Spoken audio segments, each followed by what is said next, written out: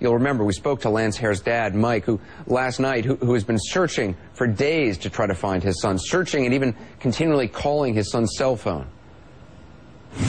I started calling him and still never got anything. I mean, I called it all last night. I called it still today. Been calling his number? Well, I can't stop. I don't know why. I do. I stayed up till like 2 o'clock last night, and that's all I did. Called the cell phone. Does it ring? Or? It rang for the first day and a half, and now it goes straight to voicemail, but just in case he gets it, I want him to know that his dad loves him. Well, today the family got word, unofficial at first, that Lance is dead. And it turns out he's been in the morgue all along. His family got word through a friend in law enforcement who had access to the morgue and as a favor went there looking for Lance. Now, if the friend hadn't done that, it's likely his family still would not know where Lance is. We also learned about 16-month-old Skylar Logston today. His family's been searching too. We've told you his story. Well, it turns out he has also been in the morgue all this time. But listen to this. His family only found out late yesterday, and only because a friend of a friend showed them morgue photos of the body of a small child they thought might be Skylar, and in fact it was. Now, both families are heartbroken, of course, but at least they know where their child is. What's frustrating, however, to other families is that both found out about their kids unofficially, informally, by back channels. Other families have said to us, if those kids were able to be identified, why can't their families have someone visit the morgue and check for their loved ones? Now, of course, some identifications can only be made by DNA, by forensics, but some will be recognizable to loved ones. Now, we want to make it clear, every official that we met in Joplin has been working incredibly hard and trying to do the right thing under very, very difficult circumstances. But some of the explanations for the delays and the red tape and the rules haven't made much sense to people who are searching for their loved ones. And as we said, some people in Joplin continue to be incredibly frustrated. Tonight, the breaking news is that the local coroner now tells CNN that starting tomorrow, some people, under some circumstances, will be allowed into the morgue to view remains. Gary Tuckman is in Joplin tonight with the latest. Gary, what are you hearing now? The state of Missouri took charge of this missing persons list today. What do we now know about people's access to go to the morgue? Right now, as of this moment, they have no access to go to the morgue. That may change tomorrow. More on that in a second. You said it yourself, Anderson, people are working very hard here. But what we've seen in this disaster, and we've covered a lot of disasters, is an unusual amount of a lack of compassion and common sense among many of the people here. And the case in point is Skylar Logston, the 16-month-old boy. His family frantic. He's missing for 3 days.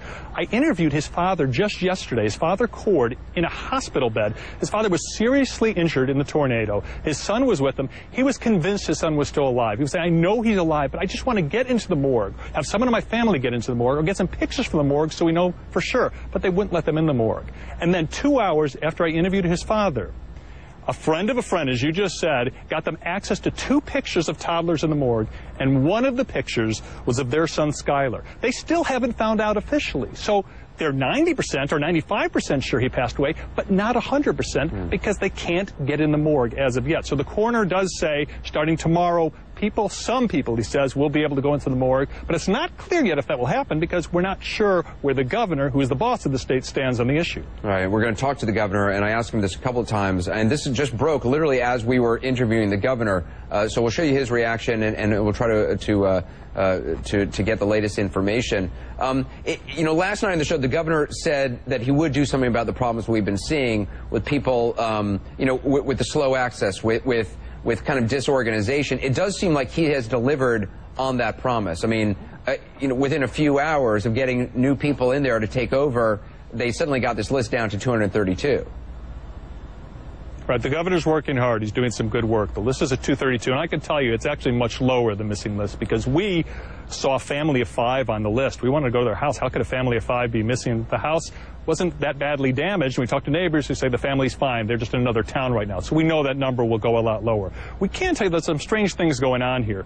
The morgue, where these bodies are right now, is a secret morgue, and it literally is secret. You call up officials and say, can you tell us where the morgue is? They say, it's a secret, we can't tell you.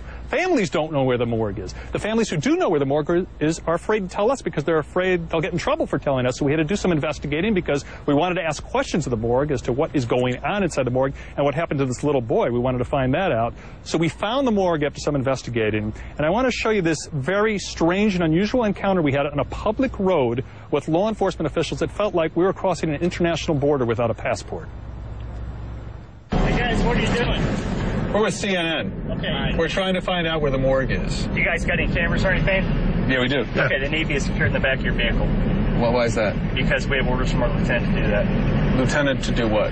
To secure your cameras in the back of the vehicle. Is there secret activity going on here? You guys just can't be around here, that's all. Okay, but why? Just take your cameras. This is private property there, private property up But this there. isn't... If you're in the middle of the road, then you're in danger to yourself. As you can see, there's a diesel behind you. I know, well, that's why I was off the road for a second while I was making a phone call. Take your cameras and put them in the back of your vehicle. Okay, we just want to find out about a baby who may be in the morgue. Is he shooting back there? Hey, take that camera and put it in the back of your car. All right, good, good.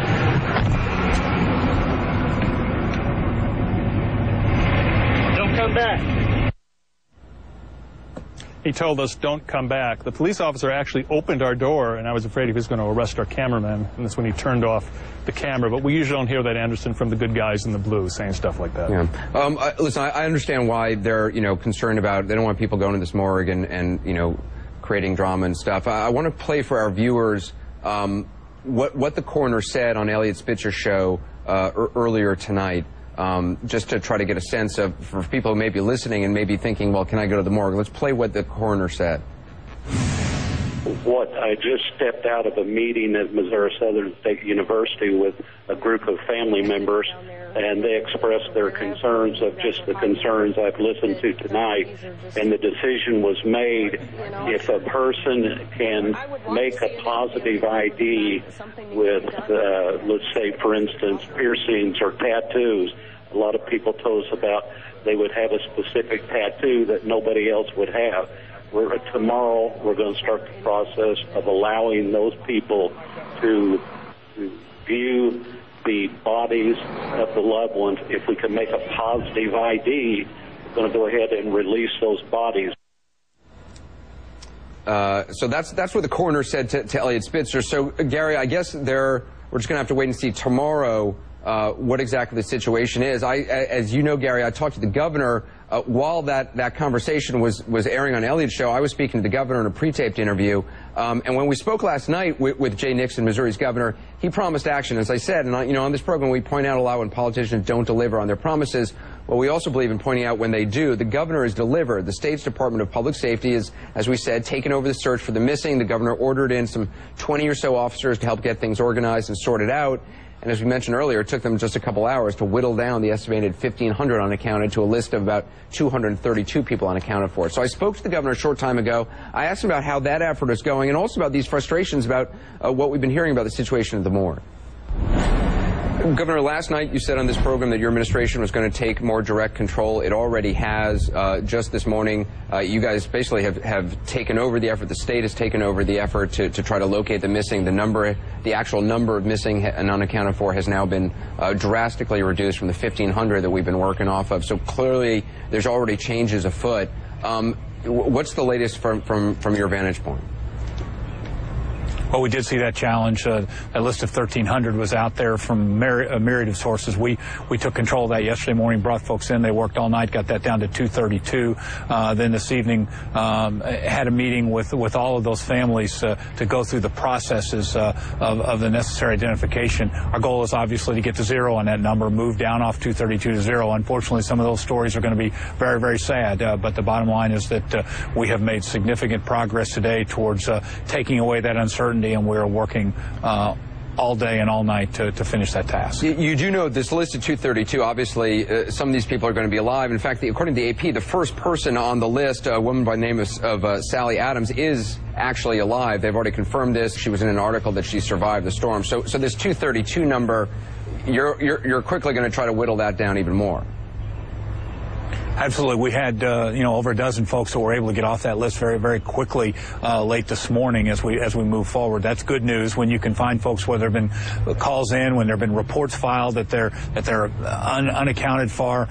We got these facts out publicly. We want to whittle that down, but unfortunately, there's also some very, very sad stories on that list as we expect some of those folks to be found in a condition that's no longer living. What we're still hearing a lot of anger about and frustration over is the situation in the morgue, and I got to ask you about it. Gary Tuckman, our correspondent, just reported on a family member who has been shown a picture of her 16-month-old nephew, Skylar Logson, deceased. Now, for days, the family hasn't known whether Skylar was alive or not.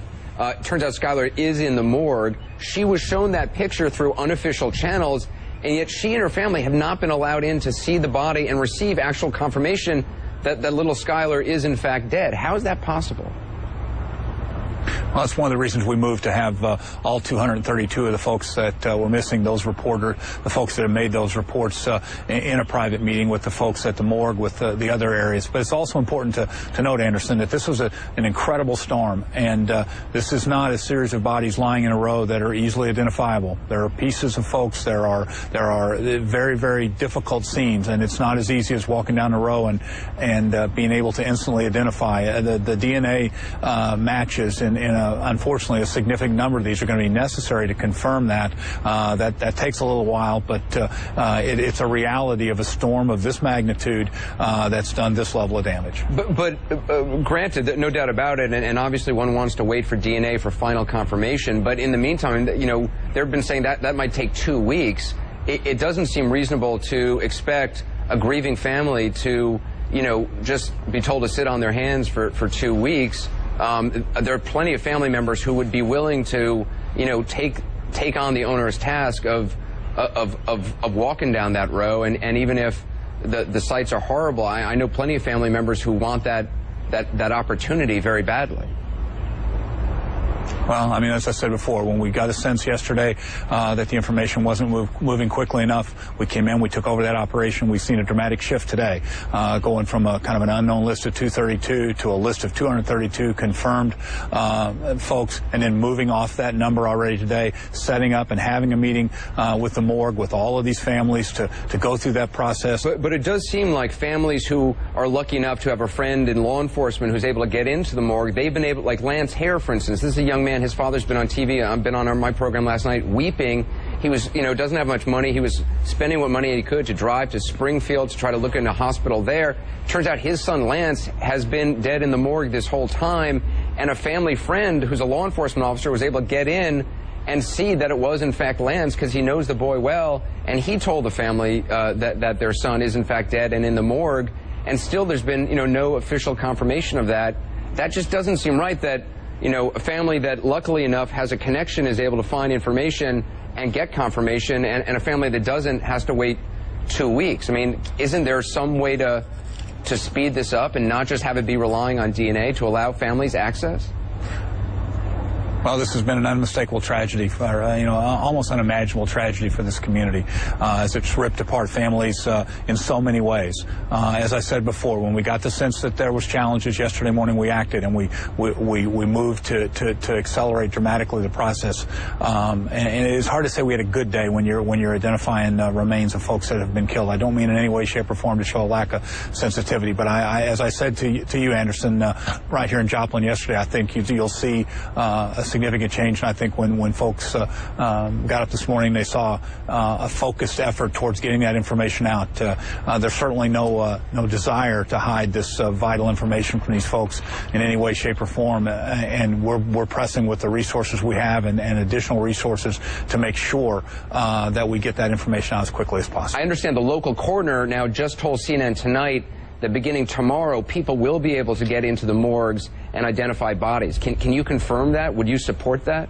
We're going to work to continue, as we did yesterday, to move that number down. We're going to continue to move forward, but there are some very difficult moments ahead for all these families, quite frankly, for this community. And it's a very difficult process. I just want everybody to know that the folks that we've got in there are working as quickly as they can to be sure and to get that information out to those families that are so in need.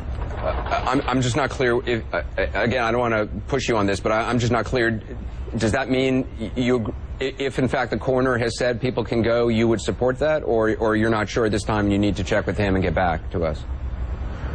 I don't need to check with anybody. I know that there's people that as this process has moved forward have had access and will continue to have access. That being said, I mean, as the day has moved on, more people have certainly had access to the process. More people have gotten direct notification, but we believe that those people deserve notification first, not by the governor talking to CNN. We're dealing with families here and the lives of people, and I'm going to continue to move a process that focuses on the personal rights and liberties of those individuals and get that information out as quickly as we possibly can. All right, I think I got the answer on that one. Governor Nixon, I appreciate your time. I know it's been a long day for you. I appreciate you taking the time to talk to us.